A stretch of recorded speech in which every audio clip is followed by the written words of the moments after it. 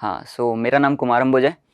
हम पढ़ेंगे अब अर्थक्वेक, ठीक है। अपना चैप्टर अर्थक्वेक पढ़ने जा रहे हैं, ठीक है। अर्थक्वेक में देखते हैं क्या क्या आता है। देखो, अर्थक्वेक का इंट्रोडक्शन देखते हैं पहले। अर्थक्वेक हम भूकंप से जानते हैं ना, भूकंप अपना क्या होता है, अर्थक्वेक होता है। Earthquake is a natural phenomena which occurs in our country and also other part of the world, है ना। मतलब क्या है, वो अपनी कंट्री में भी और बाहर जितने भी पूरी दुनिया है उसमें अर्थक्वेक हम देखते हैं, है ना। स्ट्रक्चर ऑफ अर्थ की बात करें, अर्थ का स्ट्रक्चर कैसा होता है, कुछ ऐसा ओवल टाइप स्ट्रक्चर होता है इसका। इसके अंदर जो अर्थ हम स्फीयर टाइप से देख रहे हैं, उसके अंदर बेसिकली होता क्या क्या है। देखो, अर्थ की जो हम सरफेस है जिसके हम के ऊपर हम एग्जिस्ट कर रहे हैं, ठीक है, ये सरफेस हो गई, ठीक है।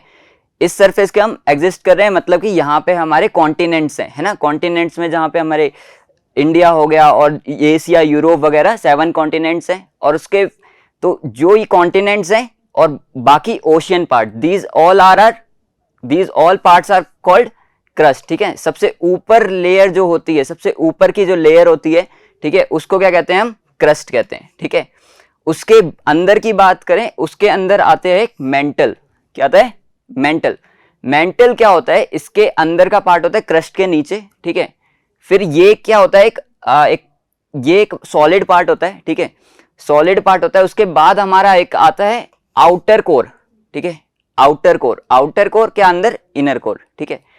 इनर कोर हमारा होता है बेसिकली एक सॉलिड आयरन बॉल, ठीक है, सॉलिड आयरन बॉल होती है, ठीक है। वो क्या होता है हमारा इनर कोर। उसके ऊपर जो आता है हमारा आउटर कोर, ठीक है। Outer core basically melted iron होता है, ठीक है। उसके अंदर मैग्नीशियम वगैरह होता है, मेल्टेड पोर्शन होता है, थोड़ा लिक्विड पोर्शन होता है। ये लिक्विड जो भी मेल्टेड पोर्शन है वो हमारा ऑलवेज मूव कर रहा होता है। उसके मेंटल की बात करें, इस लेयर की बात करते हैं, तो ये लेयर जो है यहां तक जो इसकी सरफेस है, ये क्रस्ट हो गया हमारा, ठीक है, इतना पार्ट क्रस्ट है। उसके बाद ये जो पार्ट है हमारा मेंटल है, ये जो पार्ट है हमारा क्या है, आउटर कोर, और ये है हमारा इनर कोर, है ना। इतनी बात क्लियर है। तो बेसिकली ये सारे, ये क्या है, अर्थ को हमने डिवाइड कर रखा है। मतलब अर्थ के अंदर जो भी चीजें हैं वो हम इसमें देख सकते हैं कि अर्थ के अंदर क्या क्या चीजें हैं, ठीक है। अर्थ ये पता चल गया है, अपना सॉलिड पार्ट होता है, ये थोड़ा मेंटल पार्ट होता है लिक्विड टाइप, और ये होता है अपना सॉलिड, ठीक है, सॉलिड होता है। बट जो ये जो पोर्शन होता है ये थोड़ा, क्योंकि ये लिक्विड से कनेक्ट में है, तो ये थोड़ा ज्यादा डेंस होता है। सॉरी, यहाँ डेंसिटी ज्यादा होती है as compare to this area, ठीक है ना। ये जो क्रस्ट के जस्ट पार्ट है, उसके अगर नीचे डेप्थ में जाते रहे तो डेंसिटी हमारी इंक्रीज होती रहती है, ठीक है। यहाँ पे जो मच सॉलिड पार्ट होगा, बहुत अच्छा सॉलिड पार्ट होगा, उसके ऊपर हमारा थोड़ा लूज पार्ट होगा, ठीक है। डेंसिटी यहाँ पे जो सॉइल या जो भी मटेरियल है अंदर का, वो थोड़ा डेंसिटी उसकी कम होगी, ठीक है। नेक्स्ट देखते हैं। देखो, an earthquake is a sudden movement or a fracture in the crust, ठीक है। क्या बोल रहा है कि सडन मूवमेंट होती है अर्थक्वेक एक, और फ्रैक्चर इन द क्रस्ट, ठीक है, crust and the upper layer of the mental, ठीक है। देखो, पीछे जाते हैं। होता क्या है, कॉल्ड द लिथोस्फीयर। देखो, the upper mantle and together called the lithosphere, ठीक है। लिथोस्फीयर वर्ड याद रखना। देखो, लिथोस्फीयर होता क्या है, क्रस्ट, अपना क्रस्ट पार्ट, ठीक है, जिसमें सारे कॉन्टिनेंट एंड ओशियन वगैरह आ रहे हैं, ठीक है। ये जो लेयर आ रही है ये होती है क्रस्ट। उसके नीचे जस्ट जो मेंटल की अपर लेयर होगी, ये जो मेंटल है हमारा, ठीक है, इसकी अपर लेयर, ठीक है, यहां से ये पूरा जो पोर्शन होता है ये लिथोस्फीयर होता है। क्या होता है, लिथोस्फीयर। ये लेयर कौन सी होती है, लिथोस्फीयर। अब ये दोनों जो लेयर है, ये क्रस्ट और अपर लेयर ऑफ मेंटल, ये जो इसमें जो सडन मूवमेंट होती है या फ्रैक्चर आ जाता है, इन दोनों में जो फ्रैक्चर हो जाता है, उसकी वजह से हमारा जो अर्थक्वेक हैपन होता है, अर्थक्वेक होता है। This causes this series of shocks and movement is called the earthquake, ठीक है ना। देखो, अब यहां पे लिखा है the branch of science which is deals with the earthquake, ठीक है। The branch of science which deals with earthquake and related phenomena is called seismology.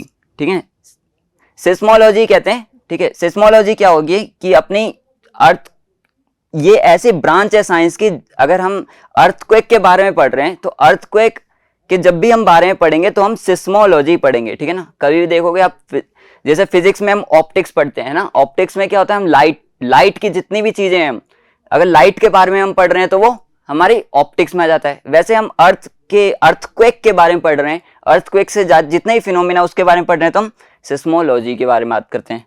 ठीक है, अब यहाँ पे देखो, all the phenomena related to the emergence and the manifestation earthquake are called seismic। ठीक है, इसके अंदर अब ये साइंस तो हो गई, इस साइंस को कहते हैं सिस्मोलॉजी, और अंदर इसके अंदर जितने भी फिनोमिनाज होते हैं, ठीक है, उसके अंदर जितने फिनोमिना होते हैं उसको क्या कहते हैं, सेस्मिक। ठीक है ना, इस फिनोमिना को क्या कहते हैं, सेस्मिक फिनोमिना। आगे देखते हैं प्लेट टेक्टोनिक्स। ठीक है, प्लेट टेक्टोनिक्स का मतलब क्या है, टेक्टोनिक्स का मतलब होता है कि उसका आर्किटेक्चर। ठीक है, प्लेट्स मतलब जो अर्थ की जो क्रस्ट है, अर्थ का जो क्रस्ट ऊपर का वाला पार्ट है, उसमें कुछ उसके जो स्ट्रक्चर है अंदर, जो टेक्टोनिक्स मतलब उसकी जो प्लेट्स हैं, ये जो प्लेट्स हैं अर्थ के क्रस्ट में जो प्लेट्स बनी हुई है, प्लेट्स जैसे हम कह सकते हैं अर्थ में जैसे 7 कॉन्टिनेंट्स हैं, 7 कॉन्टिनेंट्स क्रस्ट के ऊपर है ना, क्रस्ट के ऊपर 7 कॉन्टिनेंट्स बने हुए हैं, जिसमें अपना इंडिया, एशिया भी आता है ना। उसमें क्या है, वैसे ये तो बड़े बड़े कॉन्टिनेंट हो गए, 7 अपने बड़े बड़े कॉन्टिनेंट, मतलब 7 बड़ी बड़ी प्लेट्स हो गई, है ना। अब क्या हम कह रहे हैं कि जब 7 कुछ स्मॉल प्लेट्स भी होती हैं। ठीक है, अर्थ के पास जैसे सिर्फ 7 बड़ी बड़ी, कुछ छोटी छोटी प्लेट्स भी होती हैं। बेसिकली वो प्लेट्स कैसे डिजाइन है, कैसे उसका आर्किटेक्चर है, ठीक है, उसके बारे में पढ़ेंगे। ठीक है, plate tectonics basically architecture of plates. देखो, the surface of the earth is broken into many large pieces is called plates, जो मैंने बताया है ना।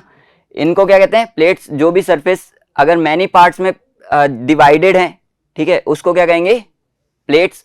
Tectonics means the study of rock structure involve in earth movement. ठीक है, ये क्या है, अपना एक रॉक का स्ट्रक्चर है जिसको हम, जो मूवमेंट दे रहा होता है। ठीक है ना, मूवमेंट की वजह से ही हमारे पे अर्थक्वेक आता है। इस मूवमेंट, इसको क्या कहते हैं, टेक्टोनिक्स मतलब आर्किटेक्चर। ठीक है, देखो, the theory that the surface of earth is made of lithospheric plates which moves is called plate tectonics. ठीक है ना, प्लेट टेक्टोनिक्स समझा दिया मैंने आपको कि जो भी उसका, अगर प्लेट्स का मूवमेंट हो रहा है तो वो जो भी पार्ट होगा वो प्लेट टेक्टोनिक्स का काम करता है। प्लेट टेक्टोनिक्स मतलब आर्किटेक्चर ऑफ द प्लेट। ठीक है, this theory explain the location of earthquake, volcanic eruption and newly forming mountains. ठीक है, अब ये जो प्लेट टेक्टोनिक्स होते हैं, यही कारण है हमारा अर्थक्वेक लाने का। ठीक है, volcanic eruption and forming new mountains. ठीक है, मतलब वॉल्केनोज हमने देखे होंगे, उसका भी कारण क्या होता है, यही प्लेट्स। अर्थक्वेक आने का भी कारण क्या होता है, यही प्लेट्स। और माउंटेन्स के बनने का भी कारण होता है हमारी प्लेट्स ही। ठीक है, आगे देखते हैं। देखो, अक्रेंस ऑफ अर्थक्वेक, आखिर अर्थक्वेक होता क्यों है। ठीक है, अर्थक्वेक होता क्यों है उसकी बात कर लेते हैं। As the plate moves they rub against each other at the edge of the plates where the earth crust is moving in different direction, faults are found।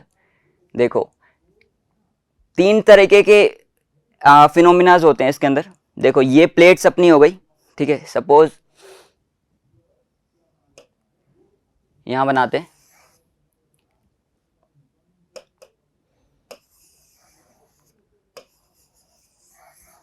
ठीक है, ऐसे कुछ 2 प्लेट्स हैं अर्थ की सरफेस पे। ठीक है, ये अपना दूसरा कोई प्लेट है, ये दूसरी प्लेट है। हो क्या रहा है, ये जो प्लेट्स हैं, अब ये प्लेट्स, अगर ये प्लेट्स डिवाइड हो जाती है, ठीक है, दूर चली जाती है एक दूसरे के अपोजिट मोशन में, जो कि होता क्या, नीचे मेंटल पार्ट है ना, वो मूवमेंट पार्ट है पूरा, नीचे जो लिक्विड पार्ट है वो मूवमेंट कराता रहता है उसको, किसको, प्लेट्स को। तो अगर ये प्लेट्स हमारी ब्रेक हो जाती है, बीच से यूं अलग हो जाती है, डिफरेंट डायरेक्शन में मूव कर जाती है, तो हम क्या कहते हैं, ये इसकी वजह से हम अर्थक्वेक देख सकते हैं।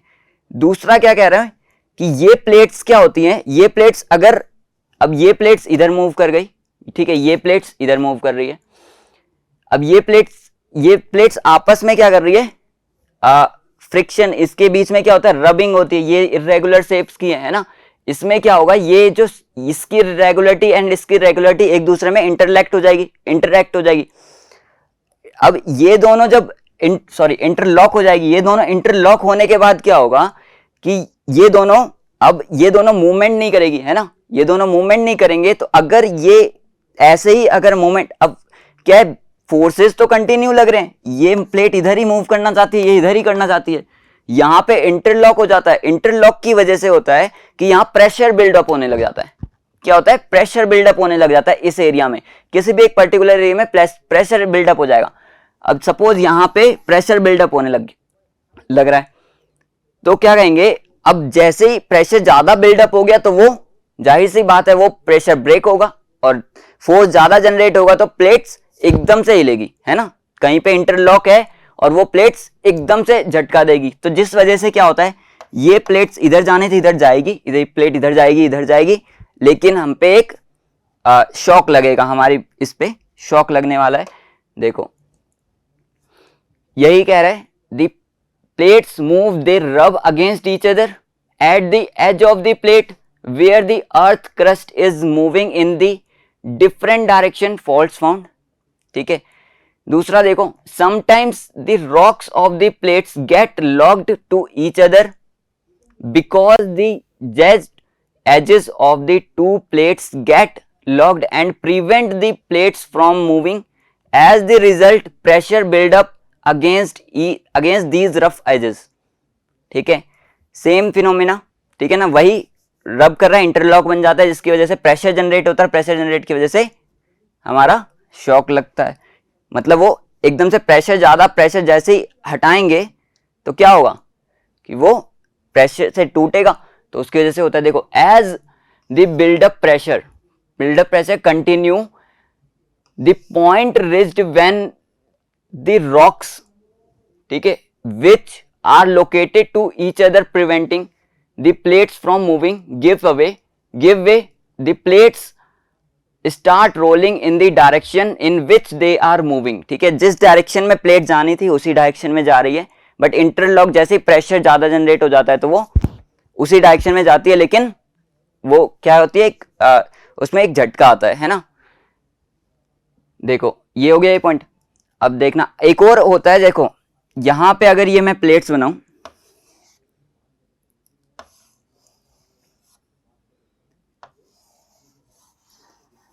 ये दो प्लेट्स हैं, होगा क्या, ये जो प्लेट है ये वाली, ये प्लेट इस डायरेक्शन में मूव करेगी, ये प्लेट इस डायरेक्शन में मूव करेगी।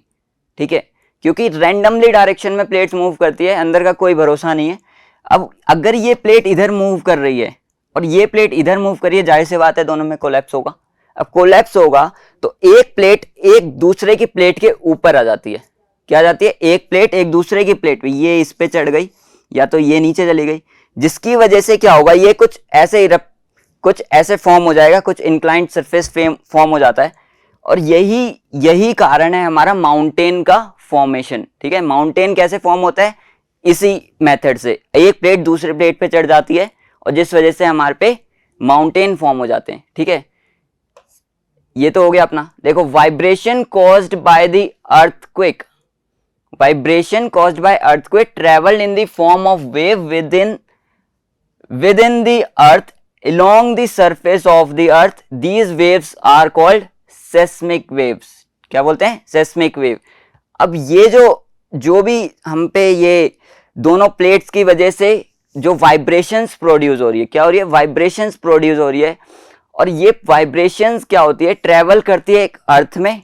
ठीक है, अर्थ में ट्रेवल करेगी और अर्थ की सरफेस के साथ। ठीक है, अगर यहाँ पे अगर कुछ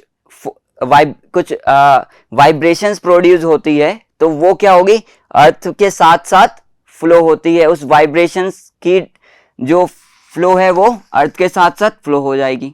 अगर यहाँ पॉइंट है तो ये ऐसे ऐसे, मतलब अगर यहाँ डिस्ट्रैक्शन हुआ है, अगर इस पॉइंट पे डिस्ट्रैक्शन हुआ है तो इस डायरेक्शन में मूवमेंट हो जाएगी, दोनों साइड मतलब ओवरऑल फुल डायरेक्शन में हमारी मूवमेंट हो जाती है। ठीक है, देखो यहाँ पे हमने पिक्चर में भी दिखा रखा है, देखो ये प्लेट्स क्या कर रही है, ये प्लेट इधर मूव कर रही है ना, एरो से हमने दिखा रखा है। ये प्लेट किधर मूव कर रही है, इस डायरेक्शन में मूव कर रही है।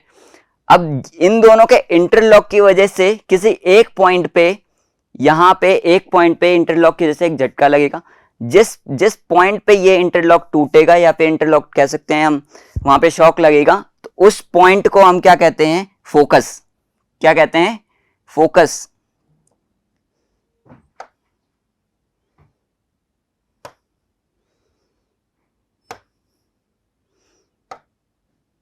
इस पॉइंट को कहेंगे,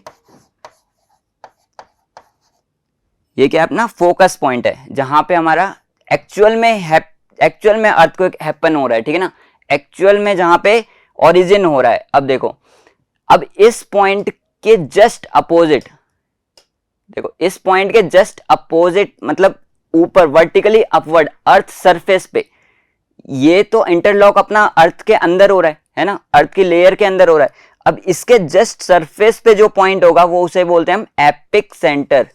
क्या बोलते हैं, एपिक सेंटर। ठीक है, देखो इस पॉइंट को बोलते हैं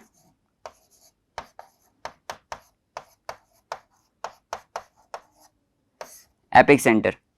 इतनी बात क्लियर है। इसको, इस पॉइंट को फोकस, इस पॉइंट को epic centre. Epic centre just surface पे होता है, क्योंकि इसी पॉइंट पे सबसे ज्यादा हमारी जो भी वाइब्रेशंस होगी, अर्थ जो भी ये वाइब्रेशन सिस्मिक वेव्स जो बनेगी वो इसी पॉइंट से ओरिजिन होती है ना, इसी पॉइंट से ओरिजिन होगी और through out the layer, through out the हमारी जो अर्थ सरफेस पे मूव करेगी। ठीक है ना, अब देखते हैं सेस्मोग्राफ। सेस्मोग्राफ बेसिकली क्या होता है, seismograph and seismometer is an instrument used to measure earthquake wave and seismic wave. ठीक है, ये सेस्मोग्राफ क्या होता है कि एक इंस्ट्रूमेंट है जो कि हमारे अर्थक्वेक को मेजर करने में काम आता है। ठीक है, एक मेजरमेंट डिवाइस है जो कि हमारे अर्थक्वेक को मेजर करने में काम आता है। अर्थ वेव्स, अब ये कैसे काम करता है, देखो यहाँ पे एक फ्रेम, हमने फ्रेम बनाया है। ठीक है, ये फ्रेम है, फ्रेम के साथ एक स्प्रिंग ज्वाइंट करी हुई है और यहाँ पे कोई वेट लटका दिया है स्प्रिंग के साथ। ठीक है, ये अपना वेट है और ये स्प्रिंग और ये रिजिड।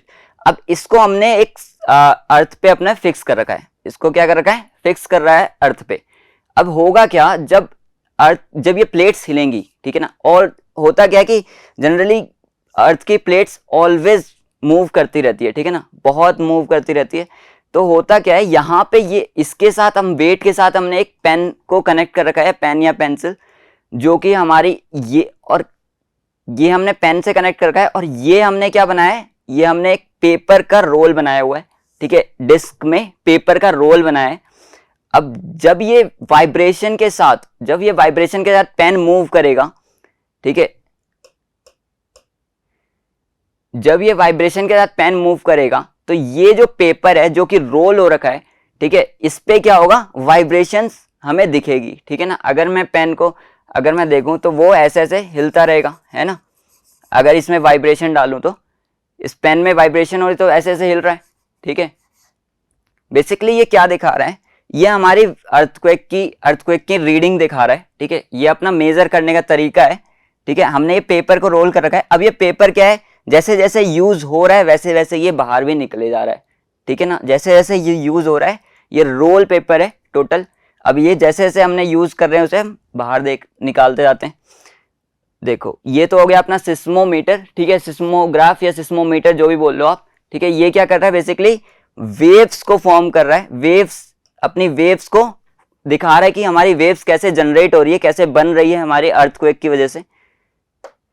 एक होता है देखो सिस्मोग्राम। सिस्मोग्राम क्या होता है, बेसिकली ये जो वेव्स हम दिखा रहे हैं किसी पेपर के ऊपर, ठीक है, उसको क्या कहते हैं हम, सिस्मोग्राम। ठीक है, इस पेपर में जो हमने रिकॉर्ड करा है ये चीजें, ठीक है, इन चीजों, इस ग्राफ को क्या कहते हैं हम, सिस्मोग्राम।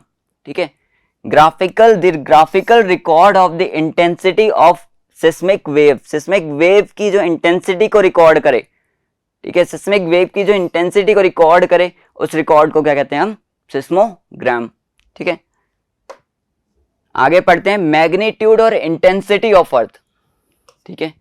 आखिर अर्थक्वेक आता है तो उसका मैग्नीट्यूड कैसे नापे, ठीक है। अर्थक्वेक मैग्नीट्यूड, तो बेसिकली अर्थक्वेक का मैग्नीट्यूड देखो कैसे नापते हैं हम।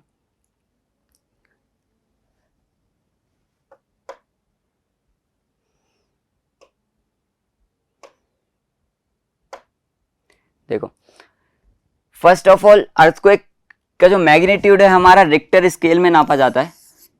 किस में नापा जाता है, रिक्टर स्केल। हम एक ऐसे रिक्टर स्केल, एक साइंटिस्ट थे, सिस्मोलॉजिस्ट बोलते हैं इसको, वो क्या करते थे, रिक्टर स्केल उन्होंने बनाया जिससे हम अर्थक्वेक की इंटेंस मैग्नीट्यूड को हम नाप सकते हैं। देखो कैसे उन्होंने किया, उन्होंने 0 से लेके 0 to 10 नंबर्स में इसको डिवाइड करा अर्थक्वेक की इंटेंसिटी को, ठीक है। अर्थक्वेक की इंटेंसिटी को 0 to 10 नंबर्स में डिवाइड करा। होगा क्या, देखो यहाँ पे अगर 0 से 2.9 अगर रीडिंग आती है, ठीक है, तो हम क्या कहते हैं, माइल्ड लेवल है, ठीक है। अर्थक्वेक का क्या है, माइल्ड लेवल है, मतलब कि थोड़ा हल्का लेवल है इसका। अब देखो इससे होता क्या, क्या क्या कॉजेज होते हैं, क्या क्या इंपैक्ट पड़ते हैं इसके ऊपर। Do not cause any damage but recorded, ठीक है। अब मैंने जैसा बताया था आपको कि जो प्लेट्स है ऑलवेज ही मूव कर रही होती है ना, ऑलवेज मूव करने की वजह से अर्थक्वेक तो हो रहा है, ऑलवेज अर्थक्वेक हमारे पास हो रहा है, बट माइल्ड होता है, हम उसे रिकॉर्ड नहीं कर पाते हैं, ठीक है। तो रिकॉर्ड नहीं कर पाते, जब हम रिकॉर्ड करने लग जाएंगे तो हमारी क्वांटिटी क्या आती है, 0 to 2.9 ऑन रिक्टर स्केल, ठीक है। तो हम क्या कहते हैं, माइल्ड लेवल है, रिकॉर्ड कर पा रहे हैं हम, और कोई डैमेज भी नहीं हो रहा है उससे, ठीक है ना, कोई भी डैमेज नहीं हो रहा है। अगर वही वैल्यू हमारी 3 से 5.5 हो जाए, 3 से 5.5 हो जाए, तो हम कहते हैं मॉडरेट लेवल है, मतलब थोड़ा मीडियम लेवल आ गया है। इसमें होता क्या है कि अपने जो विंडोज हैं वो हमारे टूट जाते हैं, ठीक है, जो हमारी खिड़कियां वगैरह हैं उसके शीशे विशे टूट सकते हैं।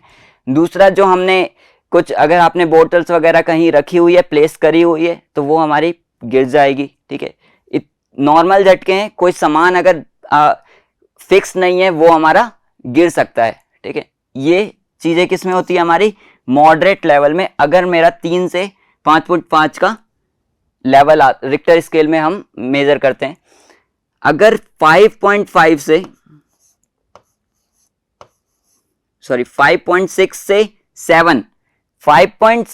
7 को हम क्या कहते हैं, स्ट्रॉन्ग हमारा अर्थक्वेक आने वाला है। अब इस केस में क्या होता है, स्ट्रॉन्ग है 5.6 से 7 रेंज का, तो इसमें होता है हमारा थोड़ा बहुत डैमेज, जो हमारी बिल्डिंग होती है वो डैमेज हो सकती है, कहीं कहीं क्रैक्स आ सकते हैं उसके अंदर, ठीक है। और जो हमारी जो चीजें हैं वो हमारी इधर उधर गिर सकती है, जो कि फिक्स्ड नहीं है, ठीक है ना। ये अपना स्ट्रॉन्ग है जिसमें हमारी बिल्डिंग्स भी हमारी थोड़ी क्रैक हो जाएगी। अब देखो 7.1 से 7.9 का अगर रेंज आ रही है, इसके बीच में हमारा कहीं पे भी माइल्ड, ये रिक्टर स्केल हमारे बताता है, तो ये जो रेंज है हमने क्या बोली है, it's a very strong level है हमारा, वेरी स्ट्रॉन्ग रेंज है, ठीक है। इसमें क्या होगा कि जो बिल्डिंग जो बनी हुई है वो पूरी की पूरी तरह गिर सकती है, ठीक है, वो हमारी डिस्ट्रॉय हो सकती है पूरी बिल्डिंग। अब देखो यहाँ पे अगर 8 to 10 अगर रेंज आती है किसी की, 8 to 10 रेंज आती है, तो ये डिजास्टर कहला जाता है। क्या कहता था, डिजास्टर, मतलब सब कुछ खत्म कर देगा ये इतने लेवल पे। Most structure, building, bridges, railway tracks are destroyed, ठीक है, सब जितनी भी चीजें हैं वो डिस्ट्रॉय होने के चांसेस हैं अगर 8 to 10 लेवल का हमारे पे मैग्नीट्यूड का हमारे वो अर्थक्वेक आता है, ठीक है। तो ये बेसिकली ये मेजरमेंट है, रिक्टर स्केल पे हम नापते हैं, ठीक है। ये अपने लेवल्स होते हैं और ये अपना इम्पैक्ट होता है, किस लेवल का, अगर किस वैल्यू का अगर अर्थक्वेक आ रहा है तो हमारे पे क्या क्या इम्पैक्ट पड़ सकते हैं। देखो आगे देखते हैं, हजार्ड ऑफ अर्थक्वेक, मतलब अपना खतरा क्या क्या है अर्थक्वेक की वजह से, ठीक है।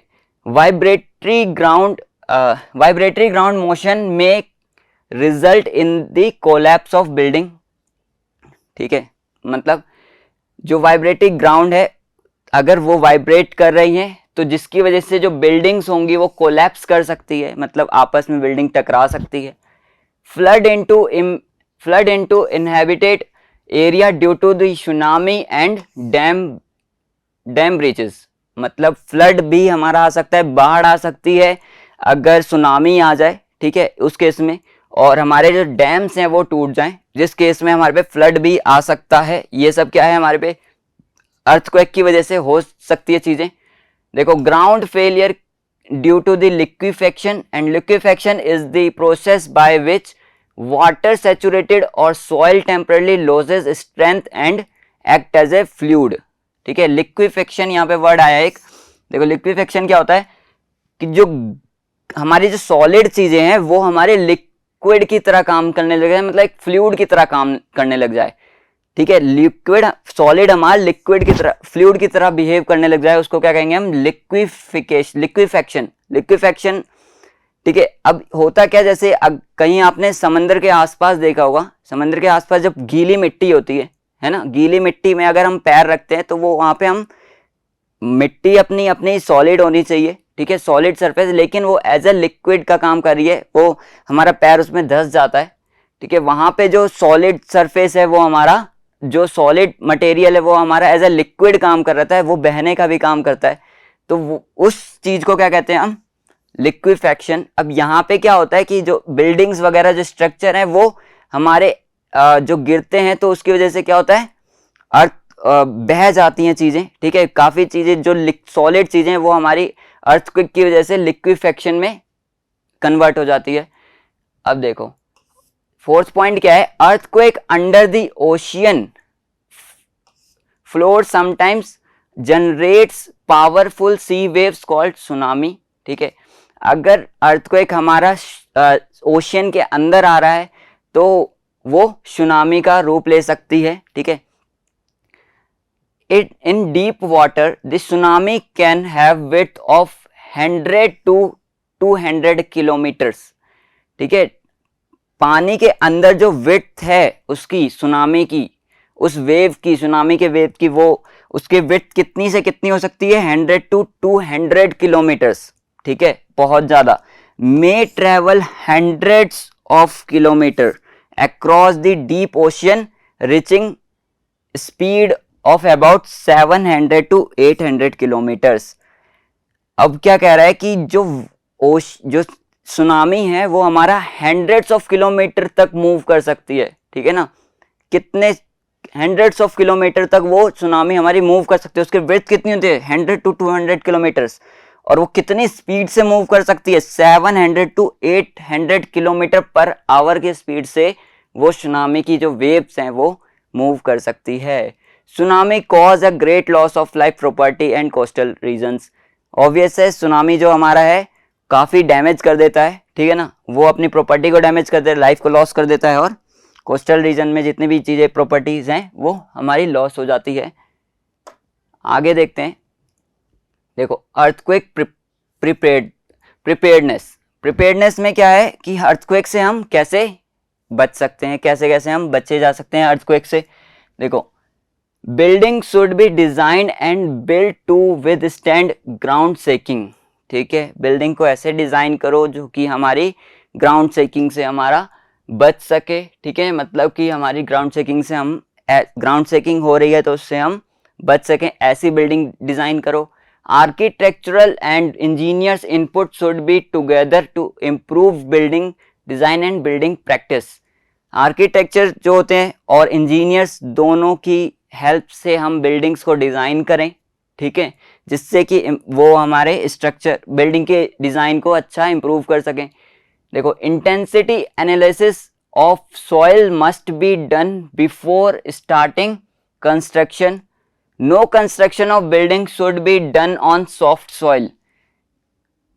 कोई भी ऐसी बिल्डिंग सॉफ्ट सॉइल जहां पे मिट्टी हमारी कमजोर है, जहां थोड़ी मिट्टी लिक्विफेक्शन की काम कर रही है, उस जगह पे हमारा कोई भी कंस्ट्रक्शन नहीं होना चाहिए, ठीक है। दूसरा, building norms should be followed as a far quality of material should used in concern, ठीक है। जो मटेरियल की क्वालिटी है बिल्डिंग जिससे हम बना रहे हैं उसमें भी हमें कोई भी कमी नहीं करनी चाहिए, हमें अच्छी क्वालिटी की मटेरियल ही यूज करना चाहिए, ठीक है। Existing big buildings such as hospital, schools, fire station should be upgraded by retrofitting techniques.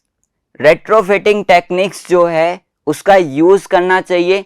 अगर कोई भी बिल्डिंग हमारी पुरानी हो, ठीक है, जैसे स्कूल्स, हॉस्पिटल्स की बिल्डिंग हमारी पुरानी हो जाती है तो हमें रेट्रोफिटिंग टेक्निक का हमें यूज करके उसे अपग्रेड करना चाहिए, हमें उसे इम्प्रूव, मॉडिफाई करना चाहिए, ठीक है। Construction of the building should be avoided in the area of prone to fires, floods, landslides, earthquake and cyclone, ठीक है। जो भी ऐसे एरियाज है जहां पे आग आ सकती है, बाढ़ आ सकती है, लैंडस्लाइड हो सकता है, मतलब लैंड का स्लाइड होना, ठीक है, जो हम कहते हैं उसको हिंदी में कुछ कहते हैं अर्थक्वेक्स एंड साइक्लोन, ठीक है। ऐसी कुछ भी चीजें अगर आ जाती है तो वो उस जगह पे हमें, ये पहाड़ों, लैंडस्लाइड अपना पहाड़ों पे होता है, इस जगह पे हमारा क्या होता है, हमें कंस्ट्रक्शन अपनी बिल्डिंग को नहीं बनाना चाहिए जहां पे हमारे फ्लड या ये वगैरह लैंडस्लाइड हो या अर्थक्वेक और साइक्लोन हमारा आए, उस एरिया में हमें कंस्ट्रक्शन बिल्डिंग नहीं बनानी चाहिए, ठीक है। ये कुछ अपने प्रिकॉशन लेने पड़ेंगे। अब देखो safety measures at the time of earthquake, ठीक है, कौन कौन से सेफ्टी हमें लेनी चाहिए अर्थक्वेक को हमें हैंडल करने के लिए। देखो ड्यूरिंग एन अर्थक्वेक, जब अर्थक्वेक होता है, if you are indoors take cover under a heavy table and cot keep away from heavy objects that might fall, ठीक है ना। आपको एक हैवी टेबल्स या बेड वगैरह जो हैवी हो, जिसके उसके नीचे अगर आप रूम के अंदर हो तो बिल्डिंग्स के अंदर हो तो अगर आपको रूम्स में टेबल्स, हैवी टेबल्स या आपके पास बेड वगैरह है उसके नीचे चले जाना चाहिए, जिससे हम क्या करते हैं, अगर उसके ऊपर कोई भी ऑब्जेक्ट गिरता है, कोई हैवी मास गिरता है तो हम बच जाएं, ठीक है। तो ऐसी जगह पे नहीं रहना चाहिए इंडोर जहां पे हैवी ऑब्जेक्ट आपके ऊपर हो, ठीक है, उस जगह पे हमें नहीं रहना चाहिए। अंदर इंडोर की बात कर रहे हैं। देखो if you are indoor in the public place, ठीक है, you should try to take cover under a study object, running to the exist may cause a stamped and this could be very dangerous, ठीक है, सही बात है।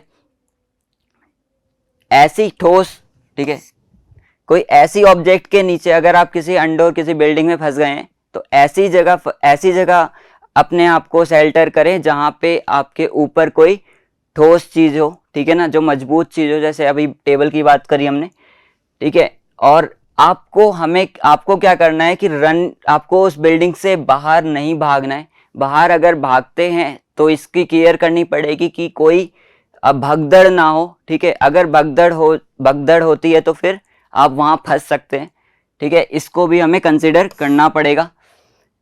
If you are outdoor move away from buildings, electric poles and trees which could comes down crushing, ठीक है।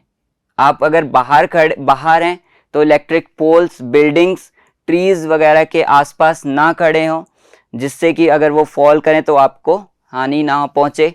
देखो fourth point क्या है, if you are driving stop if it safe but stay inside the car, stay away from bridge, overpasses and tunnels, if possible avoid stopping under trees, light post, power lines और sign boards, ठीक है। अगर आप car के अंदर हैं, अगर गाड़ी में हैं तो गाड़ी में ही रहिए, ठीक है, गाड़ी से बाहर ना निकलिए।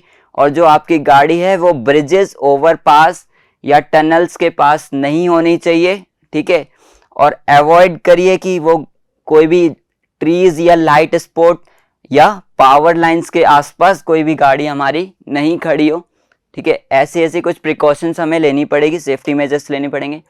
आफ्टर अर्थक्वेक, ठीक है, after earthquake look out for loose overhanging electric wire, inform an adult so that these could be taken care of.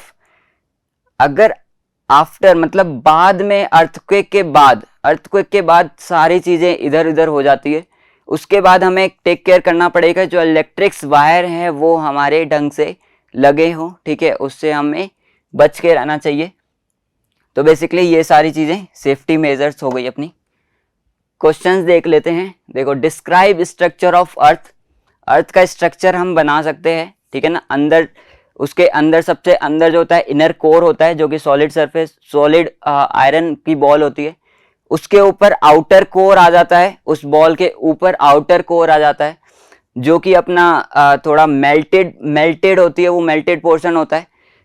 तीसरा क्या होता है, उसके ऊपर मेंटल आता है, solid surface again, and then उसके बाद क्रस्ट आता है, ठीक है। ये अपनी अर्थ का स्ट्रक्चर हम बना सकते हैं। The magnitude of the earthquake can be measured by using, ठीक है। किस चीज से हम मैग्नीट्यूड, अर्थक्वेक का मैग्नीट्यूड कौन सी ऐसी चीज है जिससे हम मेजर कर सकते हैं? मैंने बताया रिक्टर स्केल। रिक्टर स्केल से आप मेजर कर सकते हैं मैग्नीट्यूड का।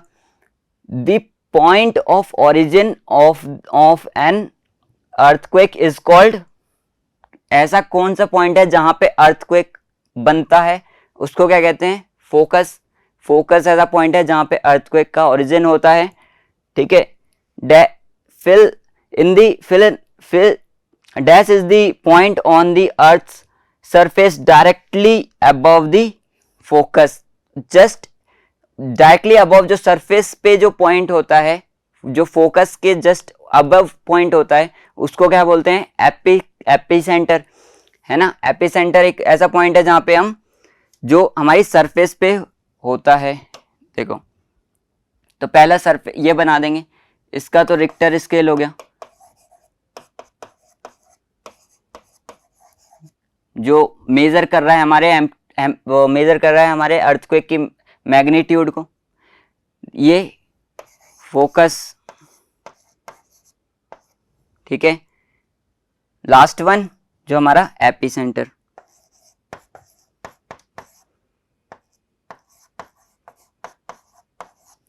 ठीक है, बेसिकली 4 क्वेश्चन हुए। वैसे ही हम अर्थक्वेक के बारे में इतना बहुत है, इस चैप्टर को इतना ही खत्म करते हैं। Thank you.